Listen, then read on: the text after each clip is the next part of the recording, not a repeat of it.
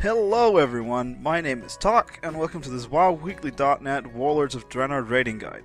Today we'll be taking a look at Kromog, Legend of the Mountain, in Heroic Blackrock Foundry.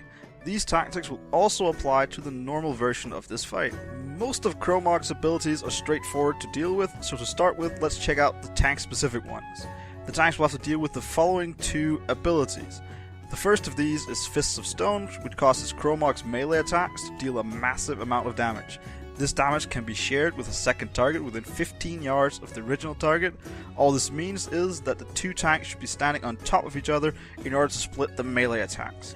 Secondly, the tanks will have to deal with the Warped Armor debuff. This increases the damage taken by Kromog's primary target. After your first tank gets 2 stacks of this, the other tank should taunt it off him. At this point, your tanks swap once the debuff falls off the other tank. Your ideal scenario is that the tanks each take 2 stacks of the debuff and switch. However, due to the timings of the other abilities in this fight, more often than not, one of the tank will get a 3rd stack before the debuff falls off. Don't be afraid to use cooldowns to deal with these stacks. Kromog's second set of abilities are to be dealt with by everyone in the raid. First off, he has Stone Breath, which will deal a lot of AoD damage to the entire raid. This damage is unavoidable, so just heal through it. The next ability is Rippling Smash. Kromog will face a direction, and after casting the smash, a wave of earth will flow in that direction. Because of the cast before the smash, you can get out of the area he's facing. You have to do this because the earth does a huge amount of damage to you, meaning that if you're not topped off, you might die. Kromog can also cast an ability called Slam. This will deal a pretty high amount of damage if you're close to him, but the further you are from him, the less damage it will do. So melee and tanks might want to consider moving away from him when he casts this so they don't take as much damage. If a tank has multiple stacks of the Warped Armor debuff, it is highly recommended you move away. Just move back as soon as possible so you can continue soaking the clearing damage of his melee attacks. The last regular ability to watch out for is Rune of Crushing Earth. You'll easily spot this one due to the big red rune on the floor. On either side of it, the hand will spawn. These hands will fly towards the rune and deal a large amount of damage to anyone they touch and stun them for 5 seconds. When the first rune spawns, it will not activate right away, so you'll have some time to move away from the path. However, once the second rune spawns with its hands, they will both activate, so be sure to move away from them as soon as possible. The final ability of his normal phase is a passive ability called Reverberations.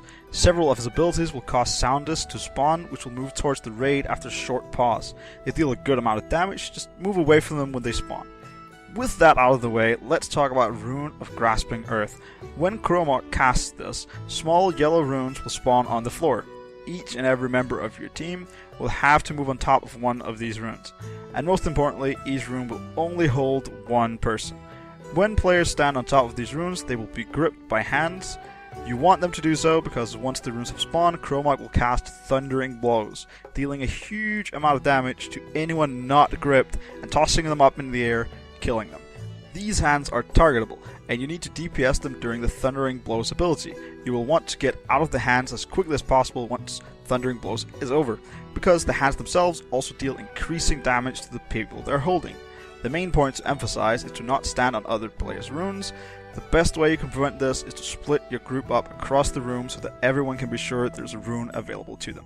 At 30%, the boss will soft enrage, increasing damage done, attack speed, and ability frequency, so you'll want to save heroism for this part of the fight. It's a rinse and repeat fight with a lot of avoidable damage. If you like this raiding guide, please comment, subscribe, and click on the like button. If you'd like to keep up with when new videos come out but you don't have a YouTube account, you can follow us on Twitter or Facebook at twitter.com/bbmezzy or facebook.com/wowweekly.